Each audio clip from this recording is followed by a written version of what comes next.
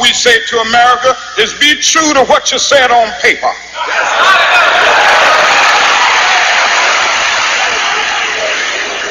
If I lived in China or even Russia or any totalitarian country, maybe I could understand some of these illegal injunctions.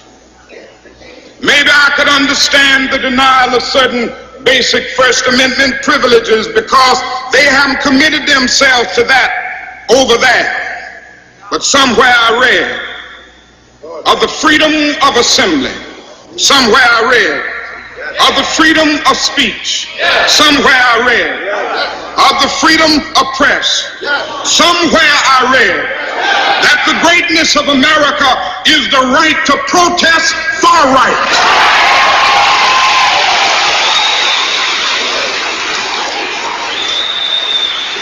And so just as I say we aren't going to let any dogs or water hoses turn us around, we aren't going to let any injunction turn us around.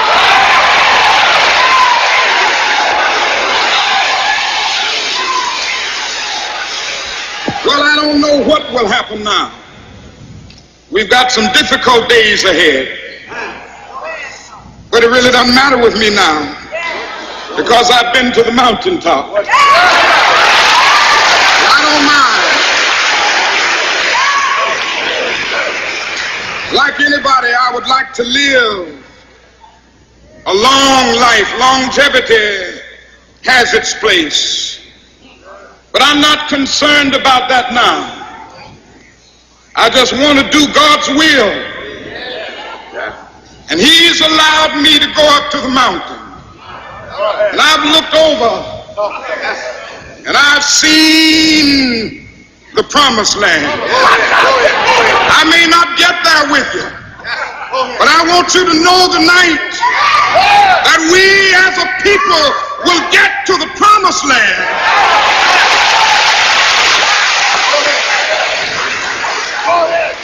So I'm happy tonight. I'm not worried about anything. I'm not fearing any man. Mine eyes have seen the glory of the coming of the Lord.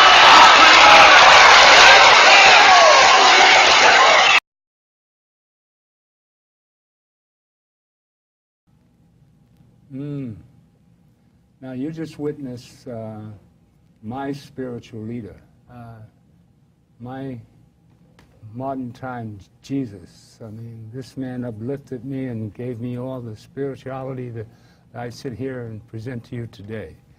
Martin Luther King to me was a true hero, a true Christian, a spiritual leader. I mean, you see him look at you there and you can see that he knew he was going to die. That he had been to the mountaintop. He had seen God. And those of you that doubt that God exists, look at this man here, Martin Luther King. He led a nation of downtrodden and beaten up people to the promised land.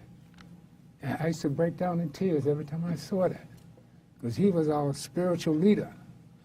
And I mean, you youngsters don't feel it as passionate as I can, because you know, I was 27 when this happened. I had been in the world. I'd been in the Marine Corps, I'd been to Europe. I just come back from Europe. I spent a year in Copenhagen in Spain, all right? So I met a different kind of whitey over there. You know? So coming back here, 68 was a trauma to me.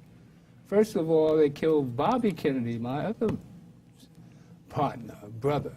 And then they killed King. Well, they killed King first, then Bobby. But King, losing King, I couldn't understand, you know, because I wasn't here in 67. I think I missed a few things. And during the real struggle, I was in the Marine Corps, so I was completely away from 60 to 64. My brother Leroy understands it a bit more because he was in the thick of the struggle. And but Martin's passing was, we thought that, you know, there was no hope anymore, that, you know, peace and doing it the right way. And you know, everybody was ready to go to arms at that time. You know, the Panthers had just come out, and we were really ready. And his birthday is coming up, and for the youngsters, now we have a Morehouse man here, and the significance of playing King was to introduce you to the modern-day Morehouse man. You know, Martin Luther King was Morehouse. So I would think you watching this would, I'm sure you're not as touched as I am, because you weren't around and you don't feel what we were, the punishing the struggle that we had in the 60s. Because nobody can. You have to be there to feel that, all that energy. And welcome to the show today. This is Julian's neighbor. So we were at the huddle Monday, and I thought since we were going to celebrate Martin and spirituality with Sister Kenya, Leroy and I could relate to a youngster from Morehouse. Why not? Right? That's right. Welcome to the show, Elijah. Thank you. Elijah Dormius. Dormius. Yes. Pronounce your last name? Dormius. Dormius. Yeah. All right. Welcome to the show. What do you think, Elijah? I think just hearing Dr. King's words and also getting this opportunity is fantastic. But hearing Dr. King's words, just listening to the power that came out of his mouth, I just started jotting down what Morehouse grad, and then also jotting down strength in the time of struggle. And just those are some things that just like resonated with me in his voice. Relating his experience to the death of my father. My father, before he passed away, or the night before he passed away, he told my mother he wants to see God's face. And I found it to be like extremely ironic just thinking about it, you know, now how she was like, if you see God's face, you know, that's, you're going to have to, you know, have to die to see his face, because it's pure. It's pure peace, happiness, light. And that night he did pass away. So hearing Dr. King and then just relating it to my father, I'm just thinking about that time when things weren't looking right, but that hope, that light of God is something that kept on pushing you. Because he said, I'm looking at God. I'm not looking at what's going on. And I found that to just be really impactful. I haven't been in the struggle, but just listening to it, you can hear it in his voice, the certain inflections in his voice of being in a mountaintop, seeing God's face and understanding that, you know what, it's not looking good, but hey, we all will get to the promised land. And that is something that is impactful for me. Well, you are in the struggle because you're here planet Earth. Look what we got. We got the devil in the White House. I mean, this fool is just acting up like crazy. But see, it's a lesson for us. Since we're talking with this topic today is spirituality with Sister Kenya, Professor Pearson. And I thought it very important to bring in the elders to really get a feeling of what we've gone through, you know, 7 decades on the planet, and to relate to the younger folks, starting with Dr. King. But here I'll bring up another subject. It was the spirituality, comparison of spirituality to religion. And you're going to bring out this difference, but I want to play this other piece by Dr. Clark. I think it's number, what is Dr. Clark? Number 2, no, not number 2, number 3. Is Dr. Clark? Do we have that video? We'll play that and we'll come right back to you. All right?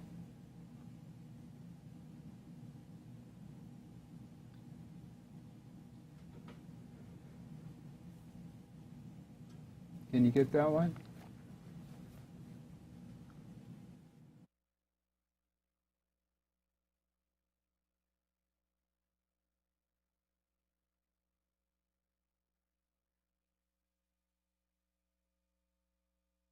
Spirituality came the world's religions. The God concept of those religions, of Judaism, Christianity, or Islam, came out of what I referred to as three-God religions. I don't use that anymore because people don't understand what I mean about three-God religions.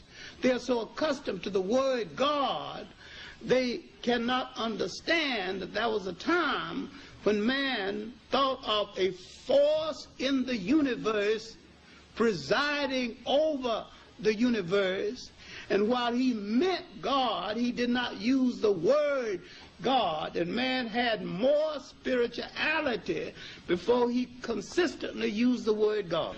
He used the God force and the God concept without using the word. He meant the same thing, and ultimately Western man interpreted that as meaning the same thing. Spirituality is a way of accepting the fact that there is a spiritual force in the universe larger than all of mankind. Let's go back during the time of antiquity. The word antiquity means ancient time. Yes. There was no religion, no place on planet Earth. You have to realize that. Going back into Africa, you will find the Africans living in the continent of Africa, not having a religion, but they had a spiritual way of life that included the ancient Egyptians also.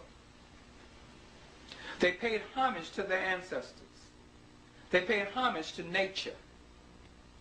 They knew the laws, the cosmic laws of the universe, and they lived their lives according to these various laws of the universe. Man must be in harmony with nature.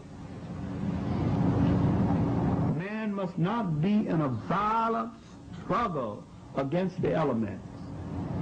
And that man and God and nature are in partnership one to the others. And all of the elements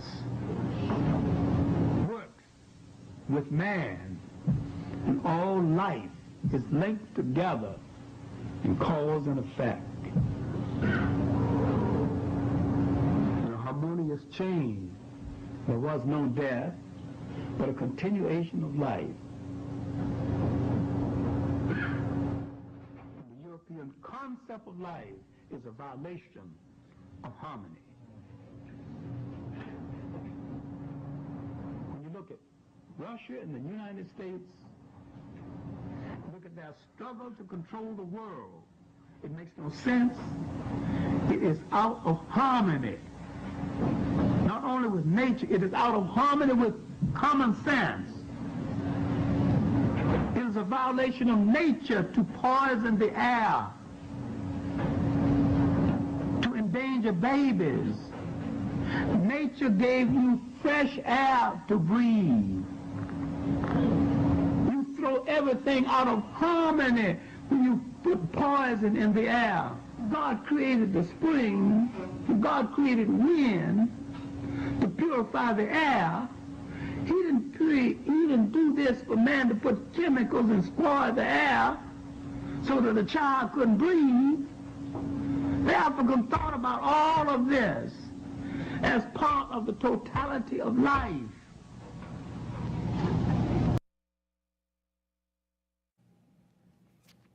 We're getting heavy on you today. When I talk about spirituality and that, black people are the spiritual people of the planet, this is what I'm talking about. This is why you have a natural, that's why you have a natural soul in you as a black person to love everybody. You saw Martin. We preach about Martin. Now we're talking about Dr. Clark, who was a huge historian. He was born in Alabama, raised in Georgia, a sharecropper's son, taught himself how to read and write, born in 1915, all right? Now, we're talking about our elders, people that lift us up. He roamed around Harlem. We're talking about Dr. Clark, roamed around Harlem, speaking to everybody. We had these beautiful people, human beings, spiritual people, all around us. Harlem I was born and raised in Harlem, a block and a half from the Apollo. And I remember Harlem both of us do, right? Leroy's 2 days older than me. All right, so we came up in the same hood. We hung out on the same corner, Snooky's Sugar Bowl in 138th Street and 7th Avenue in the 50s. All right, we were Mr. Clean. We were clean. Ivy Leaguers. So we know Harlem. We know the spiritual energy here. And so this is the subject matter that we leave you to lead us, Professor Pearson. It's so important that we started this with the elder, Dr. John Henry Clark, with an E, the master that he was, in understanding that things are out of line. Right. And spirituality is a way to bring things back in line. What is the difference between spirituality and religion? Essentially, religion is a way of trying to organize your already claimed divinity with the Almighty. You were created, and in the creation, or even the 9 months of a woman carrying a fetus and then delivering it, something places life in it. There are fetuses that are not born with life in them. Okay. That is the essence of the soul. There are fetuses born without... In other words, you have fetuses that come out, but they have no life, right? No Doctors spirit. deliver, and the more, they deliver, more, infant mortality is about delivering that which could not bear. That's when a doctor would say, we are going to have to discard, your birth was unfortunately was not successful. Okay, so I'm saying that to say something happens when we are born. Something happens. We are entering into this planet with a beautiful gift that isn't just given to us by our parents. It's a soul. Okay. Mom's soul does not transfer into the child, or dad's soul. Certainly their chromosomes do. But what is that? So this soul has been here since the infancy of humankind. And we already know the Donkanesh is 3 million years old. We found that fossil. We know that that's a human fossil, not Lucy. Well, yeah, that's what the Americans call her, right? Or I wouldn't say that's the common word used, the original woman, Eve, in fact. But if we understand that, then there is 3 million years of professing God consciousness. And this is what Dr. John Henry Clark is speaking on. He's saying the word, semantic God, the ideology was always there. No one gives that to you. There was a universe, there was sun that came up, there was a moon that came out later, stars appeared in the sky. We were given survival tools such as bananas and mangoes growing from trees in this garden of wonder. And as we developed appreciation and gratefulness, we developed in our gratitude the concept of a divine creator above all things beyond ourselves. And this is what original spirituality is. Original spirituality is the concept of knowing right from wrong because you are living as a smaller divine source of all that is. And so later, centuries later, 50,000 years ago, we adopted the concept of organizing spirituality into something called religions. And if you see them now, they're fracticide, right? There's at least 1,500 we could think of. As many languages as there are religions to go with it. And what are they? There are ways for people to try to organize the society and their faith. Or control people. And of course, because if you're organizing something that is natural, then you are going to have to control it. Hence, in controlling it, you're leaving out the most important element, which is that which is divine will find its path if it is allowed to continue the search. And spirituality is a process of searching within self to evolve from soul to spirit that eventually will be returned. But as we are human, we are expected to live principally. So I teach the concept of living under principles that are as old as humankind. They're the original laws that governed humankind without a need for formalizing the word religion. It's natural in all humans to feel like this, right? I think it is if you are a moral being. Well, how do we reach or learn to understand this person we have in the White House? How do we learn to understand a person without spirit? Well, let's first of all figure out when you have decided that you are not on the planet created, that you are the creator, and that you are the author, you are the finite, then I think you have lost some moral fiber, whatever you want to call it. There's a moral fiber missing. Something is missing when you have become to your own self the only thing that matters. What is spirituality? It's connecting to all things. Dr. Clark put it so simply. You are connected to the air, you are connected to nature, you are connected to everything around you. And to be opposite of that, to be narcissistic about it, is to be the opposite. So you're leaving your spirit. You're leaving the concept of there is supreme being which expects me to live in a fair and just manner with an unconditional love concept according to law and order within my own understanding. And I am to do these things within a framework of humanity. My brother, my sister, how do I relate to making me better by seeing them lifted? Now to the boy, to the brother on the corner that's being beat down by the cop, and you're talking about you better reach down for your spirituality in order to get you through this.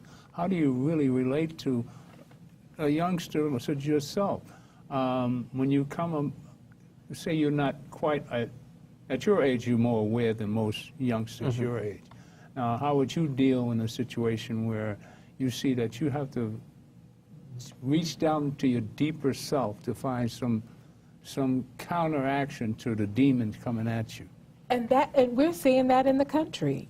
All over the country, right? We're seeing, you know, not that racism ever really took a vacation, but it wasn't so blatant as it is now. The comfort, right? The leadership said it's comfortable to be racist, so go ahead and let it go. Take your sheet off, put your face in the, you know, in the place, and let everybody see you for what you really are. But let's talk about this. There's a law that is in spirituality, and it's the first law, and it says that you and you alone will be responsible for your every action. And you alone will be punished and or rewarded. So a lot of times we take a look at the iniquity of officers who misuse the position and say, well, you know, look at how they treated so-and-so. But let's take a look. We out of the microscope or off camera, that officer may be an alcoholic, may actually be unable to sleep. Because inside of a soul, there is something that has to connect. You will be receiving that which you put out. You will reap what you sow. It's as simple as that. And this was a divine understanding in our essence, that if I treat you improperly, then I am, in fact, treating me improperly. And so it appears that everybody got away with it, but no one really gets out of those laws that principally govern the universe. What Dr. Clark was illuminating in his dialogue was that there was a natural flow and rhythm to humanness that allowed you to flow in a rhythm respectful of being fair and just, practicing unconditional love, living under a single law of personal responsibility, and moving in the direction where you are governed by the understanding that your creation is to manifest the highest thought of a divine. So this experience, the black experience in America, is nothing but a test of our spirituality. It's been a test all of our lives. And I think that we've been failing it on a large paper. Well, a lot of us get through it, Well, I think that we do. such as you sitting here. But because it's a process. Okay. Because I went through my process of Right. seeking more knowledge than I was gathering from my church experience, from maybe course experience. I said there has to be more to understanding that if I started this process with a divine, I'm going to end going to a divine. In the middle, what's the expectation? What's the expectation? Service, love, compassion. I'm speaking with Elijah just a little while ago, and he's talking about setting up a service program to duplicate what has happened for him, a successful college student. He wants to duplicate that. That's the purpose of a life. Here we're sitting watching somebody in the White House. Their purpose for living was to become the president so that they could become God in the eye of man and dictate what they want or what they need without any consideration for is it fair and is it just? Well, no. Trump's been demonic his whole life. So, Well, and he came up in a demonic New York. I mean, New York in the 90s. I mean, this was Sodom and Gomorrah. I mean, right? This is a pit here in New York. I mean, they cleaned it up in 1980 on. But before, I mean, you could find and do anything in New York. I mean, it was wild. This town's always been a wild town. Like, we're 5 years older than Trump. I remember when Trump was coming up. And, grabbing nookie was nothing back in those days when he talked about it. But to be a responsible human being and be a president, and they'll still cut up with those shenanigans is completely different. But, I understand Trump. But he's not. He shouldn't be in the position he's in. But he is in that position he's because demonic. America has to deal with their reaction to whatever fear they were in. And where did that fear come from? Why would you put someone in office? Obama for 8 years. Right. Backlash. Right. Right. So America has to deal with it because he was an even if it was stolen election, it was a stolen election that no one on the highest levels contested. No, the Russians stepped in and agreed. They fed off Hillary hate. Agreed. Hillary hate. But here's the truth. Even in Hillary hate, and even in the stolen election, America had an opportunity to fight back immediately. That shutdown should have, raising his hand and touching a Bible should have never happened. There should have been an immediate investigation, and until such time, the Obamas may have had to stay and handle the government. It's better this way. He's caused mayhem and destruction. A lot of people like the idea of what he's doing, and they're happy no matter what kind of a-hole he is. There are a lot of people who are very happy. Mitch McConnell is jumping up with joy. He's gotten exactly what he is. I think that the Republicans are currently, as we are speaking, and I think it came out today, are looking at him with a great deal of concerns. He's already lost his general. He's lost half of his staff that was hired. They've gotten 2 years of what out of him? They've gotten 2 Supreme Court justices. Yes, some very dangerous realities. How many other federal judges did he get in? Right. All right, when Obama left, there were 129 vacant seats. Out of that 129, I don't know how many he's gotten so far, 70, 80?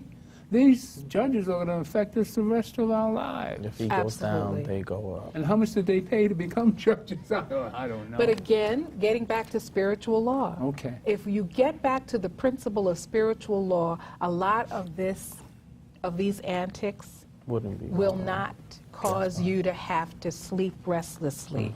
Because the law of personal responsibility says, he who holds the cane and strikes has to be dealt with spiritually. We have ancestors, and there are angels watching over us. Trump had parents, and I'm sure not everyone in his dynasty was as narcissistic or demonic as he has appeared. His father was a Klansman. Come on. No, I'm not saying his father wasn't. I'm sure his grandfather ran a whorehouse in Canada. I'm going to say that there are ancestors. There are ancestors attached. His ancestors. Yeah, but there are ancestors attached to us. I wouldn't consider his father an ancestor. I wouldn't consider an ancestor is a word of nobility. I think that people, that's another reality that has to be dealt with. Well, did you see the People say speech the last word, night? He had his mother and father in the background, and all I could see was his Klansmen in the background. I mean, Well, that's all I could see. He's sitting there with his mother and father in the background. I said, his father's a Klansman. Look what we got in the White House. And he's doing nothing but a political campaign. At the end, he said, send in money to support me. Did you see this man? Well, hey, he's got the heart to do it, so he does He's a it. New Yorker, man. But a New York hustle. I want to go back to spirituality, and you mentioned your phrase earlier within the context of black people in America. Right. That discussion has to take into consideration the slave-making process. Amen. Okay. They talk about 1619 being the 400 years. The Honorable Elijah Muhammad says that we were brought over here in 1555 by John Hawkins, and that the time period between 1555 and 1619 is 64 years. Okay. There's this famous TV program, remember the $64 question? The 64 relates to the slave breaking and making process that went on, that they perfected and then implemented on those subsequent journeys or cargoes of black people coming. One of the things that we have to understand is what they took out of us and what they placed back into us. So they took our names. We know that from Roots, Kunta Kinte. We know that episode. They took our culture. They took our religion. We didn't come over here as Christians. And I'm not going to say we didn't come over here as Muslims, because some Muslims were on the cargo. But the fact is, we had our own religion. Whatever system it was, they took that and they forbade us from even practicing that. So we had to practice. We came over here with spirituality. Getting to that. Is that what you're saying, sister? Getting to that. Okay. In the remaking of the black man and woman in America, we became, the intent was to distance us from our spirituality, from the spirit that we have, that we carry. We call it soul, right? Well, that's another discussion. There's a discussion, and I'm just bringing this into clarity. There is a discussion that revolves around African religion and philosophy. That's over here. I'm not prepared to deal with that. Sister Rosalind Jeffries can deal with that. I'm just letting you know. African religion and philosophy, there's a book by John M. Beatty. John M. Beatty, African Religion and Philosophy. In that, that's another discussion.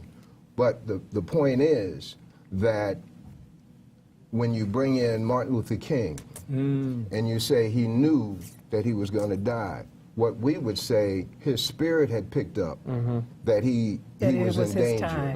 If he knew how it was going to happen, he would have avoided that and not been assassinated, in my opinion. If he knew it, but all around him he felt death, all right? Because that's your spirit picking up. When you go in a place, your vibrations. We know all right? about that. Now, the black man and black woman in America have been given a different way of life that separates us, not completely, but makes us distant from our spirit, from the power that we have. When we talk about spirituality, when I talk about spirituality, I'm adding to the conversation, not in place of anything that's been said to this point. When we talk about spirit, we're talking about those powers that we have, where a mother says, something is wrong with my baby. Right. And the baby's in California, she's in Harlem. Right. Or a child in your family. Yeah, you get the vibration. A child in your family has the capacity to see. So the child tells the mother, you know, granddad is sick. I know he's on the floor. Why are you? Granddad is in the Bronx. Right. And see, that sites, thank you for that, because that's a big part of the spirituality. Okay. Being able to having the 10 or talents that were already there, it's what the gift we of have. insight. So that, and I'm making it quick, when you take drugs when you eat pig, you become distant from your power. Because that's part of the formula that they gave us to be distant from our powers. They could take various things from us, but the innate things, so they have thrown us off balance. People say, well, you know, it's not scientific. The heck with that stuff about it's not scientific. When they say it's not scientific, that means the Caucasian has not come up with the measurement of something that they call a phenomena that they study in the universities called parapsychology. When they study parapsychology, they're studying the original people, the non-Caucasian people of the earth, as it relates to things that we can do that's mysterious. How did they know this, and so on, so on, so on? Definitely. Okay, the bottom line is that if we understand that they took away our culture, took away, this is Dr. Sabe, he said they didn't bring over here our foods that we ate, so we off balance from that. And the simple approach to improving your spiritual powers without thinking that it's some kind of process that you have to go through, a simple approach of coming in tune with your spirituality, with your spirit powers, is fasting, is eating the right kind of foods, is taking in a lot of water, is exercising, it is avoiding those intoxicants. When crack came, just to point this out, when crack came and it was given to black women, they changed, their whole spirit and nature changed. Here you got women selling their babies. We didn't have that. That's not a part of our culture. That's against our power. Right. So that's what, crack was a diabolical thing, not cooked up by some brother in California. That formula was made and perfected in South America before it was introduced into America. And today the same thing is happening with marijuana. Marijuana they making legal in the state, but it's still a federal crime. So more arrests have been occurring on black people. And this is not a digression, but how diabolical we are. So when you ask, what about this guy in the White House? He's a different nature than us. He has a different nature. Yo, that's right. How do you prove that? Look at Sunday. Do you find busloads of black people going into Caucasian areas to go to their church? I'm asking. No, you don't. But you find busloads coming into Harlem to go to black churches. Why? Because there's spirituality, what you call spirituality here. We got the spirit, but we don't know. Now, last but not least, I heard for the first time in Martin Luther King's, that track you played, Martin Luther King, he's talking separation. He says, we as a people will get to the promised land. Right. He's talking Moses leaving out of Egypt. Moses. He said, I've been to the mountaintop. I've seen he has a vision of where we're supposed to be as a people. And it's not in Egypt under their influence. It doesn't necessarily mean in the beginning that we go physically out, but it does mean that we go mentally out to regain our powers. That's exactly why his story still resonates with us now, because he had a dream, but the dream has still not been actualized, if you think about it. We're still fighting the same wars in different fashions, different forms. So even the Morehouse College Glee Club, we sing, I don't forget who made the piece, but it's titled I Have a Dream, based off of his writing. And we analyzed that song thinking about everything that he strategically thought about. Why does the Dr. Martin Luther King speech still resonate with us now?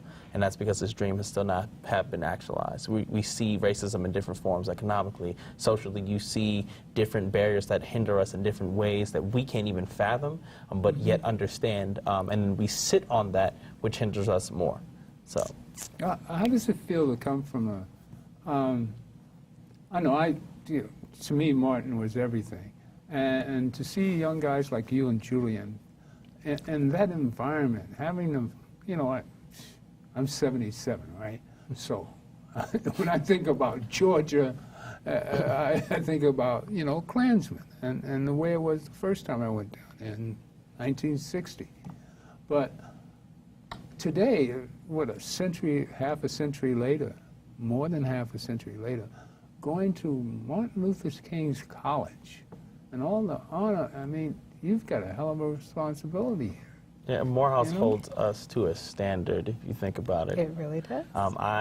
Attending Morehouse College, Morehouse College, I believe, I got a call to go there. How I got it, when I was at an FDA, Frederick Douglass Academy, where I started out, I didn't know what college I wanted to go to. I just wanted to attend college.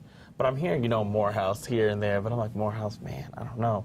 Why? Guidance counselor is telling me, oh, no, you won't do it because your mother's not making enough money. Oh, you can't do it. It's too many people in your household. You just won't do this. So I'm getting all these I can'ts. But, I just wanted to go to college. I'm singing in IHOP one day, just doing me, and this man, he's sitting down, and he just stops me. He said, young man, what school do you go to? I said, Frederick Douglass Academy. He was grabbing my arm, so he could let me go, sir. Then he says, do you want to go to college? I said, yes, I do. He reaches in his pocket and puts on the table and says, if you want to go to Morehouse College, here's my business card. Ever since then, I basically just hastened into doing the application. Despite the fact that it was late, I just did it. Showing you 2 different times of like February 1st and February 28th when it was submitted. I wanted to hasten to it. So going to Morehouse, I believe I was called there. It chose me. I didn't choose it. Not even knowing what the campus looked like, I just was there.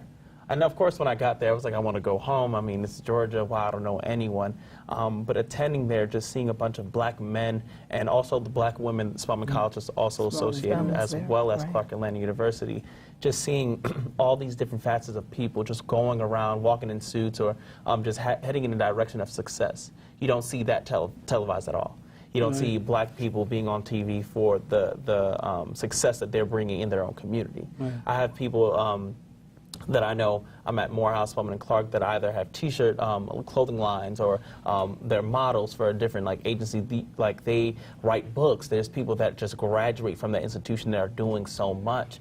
Dr. King did so much, and also graduated with a 2.7, right? But achieved so much more. There's a plethora of incredible men. But I just want to go back to the spirituality concept. I mean, here was this young man unaware of where he wanted to go, but was thinking about college, and then someone walked into a place. This would tell you spiritually that he was connecting inside of his soul based on the things that he had virtuously done as a young man. Someone gives him a card and says, if you want to go to Morehouse, let me know. This is what we're talking about. These phenomenons, as Brother Leroy was explaining, are our natural ability, our antenna to the divine, our antenna to our ancestors and angels who govern and guide us in this world, who help us through the difficulty of understanding the wickedness and the malaise of this experience since it's out of order. Now let's be clear, if we were here 3.5 million years ago, we were doing a lot to get to the place where we have been able to develop societies. And we have a telekinetic reality. We have people, there are people who can move surfaces in our community. Because, yes, exactly. Explain there are people, the ability to know what is going on in a circumstance without being there. To be attached without being present. The very thing that... Our mothers all had that. Right. Oh, I saw you down there. Right, or I feel... What you doing, son? Or you could have it with a dying parent. You could have had a parent who was sick, but you were just not feeling well. So the student is asked, well, what's wrong with you? My mother's sick, but there's something deeper going on. This student knows Mom's getting ready to cross over and I'm not ready. You can feel it. Right. So what is that? That's people can move surfaces. I'm from South Carolina. People can move surfaces. They can think things. Wayne Dyer and all of these psychologists that talk about the law of personal thought, and thought will take seed, and then you can bring about the dream through thought. The reality of that's our automatic destiny. That's our automatic DNA, our natural ability to connect to the highest source of self. in the process of losing our minds to other things, we have to regain the ability to reconnect to the very thing that brought Elijah to the college, as he said that he was called to go to a place where he felt at home, where he felt a kinship, where he naturally has succeeded because he never went to college just to get a degree, but to find out and explore the very important things about himself and his purpose on the planet. And that's the other thing about spirituality.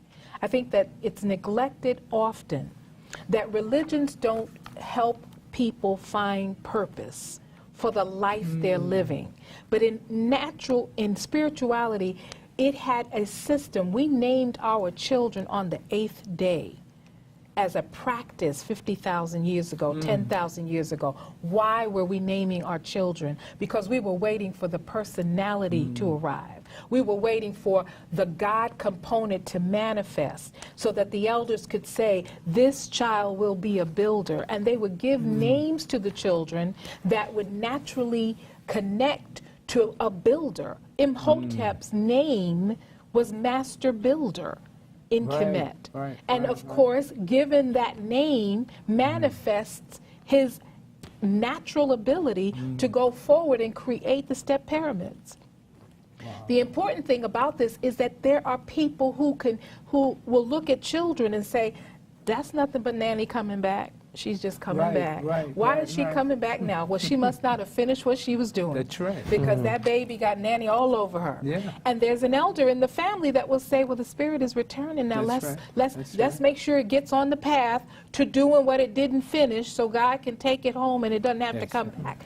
These are all statements of our original spirituality, and when awakened, and when connected, we will go through the necessary process of finding our way out of this darkness called earth and divisiveness that has been placated on the human race. And I'm a strong believer that there are people along your path that guide you to where you need to go. Absolutely. And spiritually and physically. Yes, and I wholeheartedly believe it, because at that time when I was getting all this discouragement, I didn't know it. Like, I didn't understand, you can say, the impact that Morehouse would have on me, and then also just me reflecting and actualizing who I am as a person, like that would have on myself.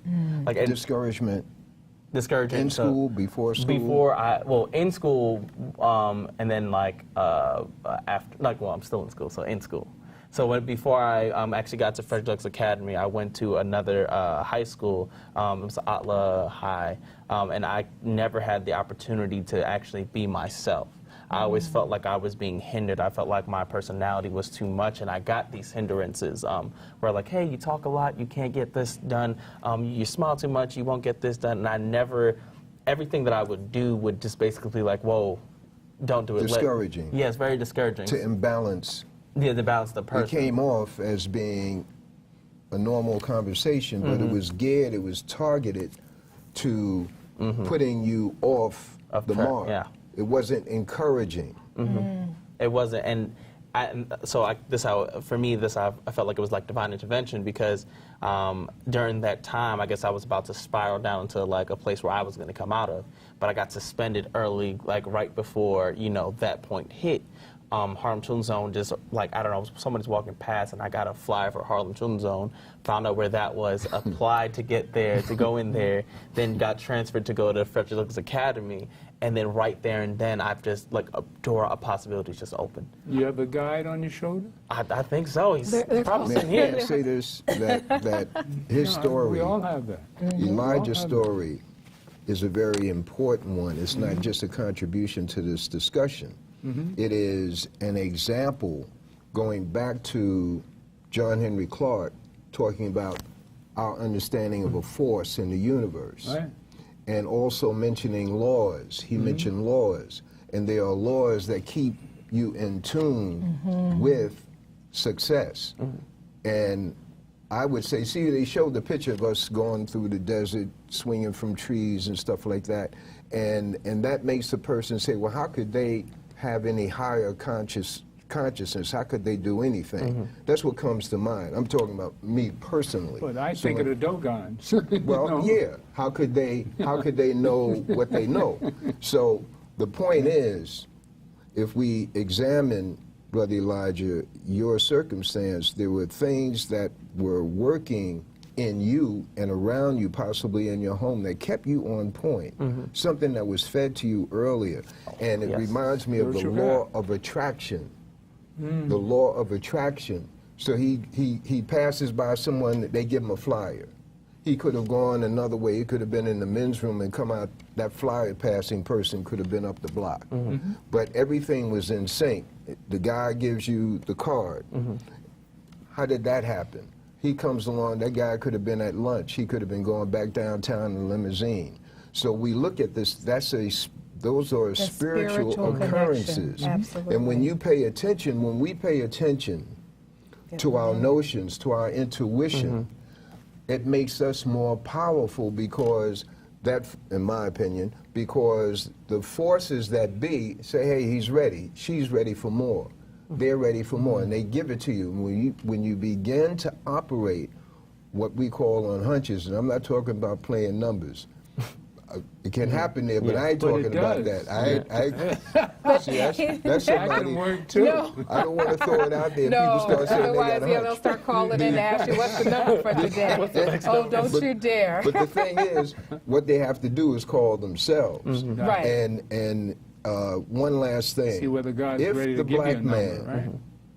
in America loved his black woman and respected her, she is the repository of intuition. Ashe, ashe. And if he does that, there would be a greater bond, not just in the home from a person, from a one-on-one standpoint, but from the spiritual powers that they will harness. To be and it's successful worth as a trying, but he's family. got to know that he's got to love her and honor her, and in return, she was made to uplift him. The movie The Matrix. Oh, wow. Who do they go to get an insight? To the Mother. Oracle, Oracle. Queen The woman Mother. in the project, Well, I right? would say God's the woman. Woman in the yes, the woman in the project. Right, because In the the project. And it's crazy. I'm sitting there. I wrote down at your lowest point. You know, like at your lowest point, that's when like things start actually moving. If you think about it, like at my lowest point of not knowing where I wanted to go and not knowing, like you could say, where I could be. Hey, you want to go to Morehouse College? But let's deal with that, because again, we don't want to take it out of the phenomenon. There are angels, ancestors. The difficulty with feeling them and being present with them is that we have been giving all of our angelic truth to the idea of one deity. If it's not Jesus, I don't know what it is. Well, let's talk about that. I was talking about this with someone else. To sojourner to Harriet Tubman's freed African Americans, she was a savior, but no one called her Jesus. When Malcolm was speaking on his platform to begin the process of dealing with America's iniquity and beginning the change that was coming upon us as we were taking the shackles off our minds and feeling comfortable with our black power, that was a savior.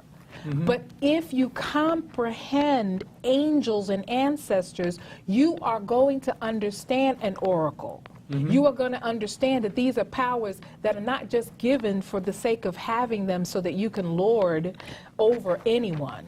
These are powers that are natural to your being so that you can make a better world for the people that you are servicing.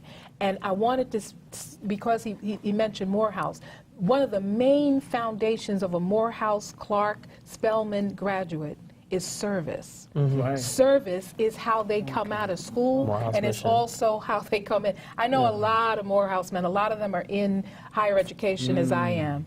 And when I meet them, they're looking to find a way to do service in this world. And again, our natural biorhythm as spiritual beings is that we are created to bring a God consciousness through us into the world. Well, that's what Because it exists. And angels watch over you as guides, and then your guides lead you to an earth angel.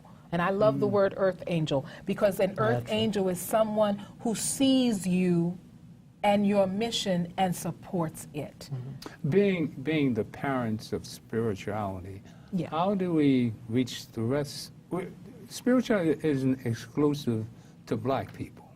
Of course not. It's not exclusive to. I don't want anybody watching this program thinking I'm just saying that black people are the only people that have spirituality. No. What I'm saying is, due to the lack of self-esteem of being labeled black, which I never experienced. You know, I always thought I was somebody. All right, because when I was 14, my teacher told me, Gilchrist, English class. I didn't get this from my people or parents or anybody. He told me that worker for Christ. And I said, what? Ancient English name. And I came up always, you know, I was Winston, you know, and they called me Sir Winston, and I had put on an English accent, and I was always English. My Bev in the back knew me since I was 16. She remembers all this. She's probably cracking up now. But this is the fun part of being Gilchrist. You know, I was English, and I was a servant of God, and I was, you know, I was special.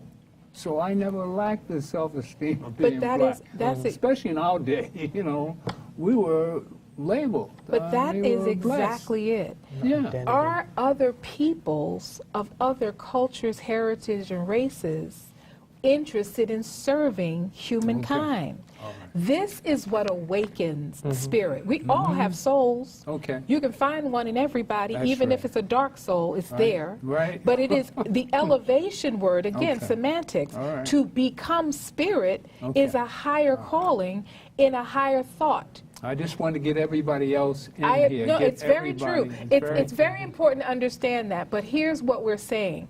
As parent people, let's just be clear. Everyone was created in the mother. And all motherland people were richly melanated, so therefore we are a parent people. Right. It is our natural reality to go back to that which we are through service. But when you find human beings, regardless of their complexion, and they are in their humanity serving, they are usually very deeply inviting into the world a God consciousness, just by their deeds, by their kind deeds. And I want to just, I did want to say this before we wrap up, because I know we are. I got 15 seconds for Manhattan. The God in me loves the God in you, and stay tuned for more of the Gilchrist Experience. And spirituality. And we have another minute for the Bronx, but power to the people. The Morehouse mission statement is to develop men with disciplined minds who lead lives of leadership and service. And then when That's you your hear, creed. and when you hear, and another thing that makes it so ironic with the universe working, the Frederick Douglass motto is based off of Morehouse College mission statement. And I didn't know. And in the church that I play for, Shiloh Baptist Church, the pastor was like an honorary, you can say, Dr. Calvin. Yeah, he was honored in Morehouse College, knows a few people there. And mind you, when I was younger, I'm playing at Shiloh Baptist Church. I'm playing at these other, like as a drummer, playing there, then get this opportunity to go to Morehouse College. And I'm just like, you know what I mean? Like, whoa, like, what was guys? Exactly. And Morehouse says stuff like that. Again, thank you for coming. Leroy. And power of God is in us all right? Peace go with you. Amen. God bless.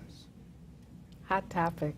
Yeah. This one could go on for a while. Yeah, that's a good one. Because when you go into spirituality, there's so much you can, there's just so many levels. So many. So hopefully this will be one of Part one. others. Series. I want to do the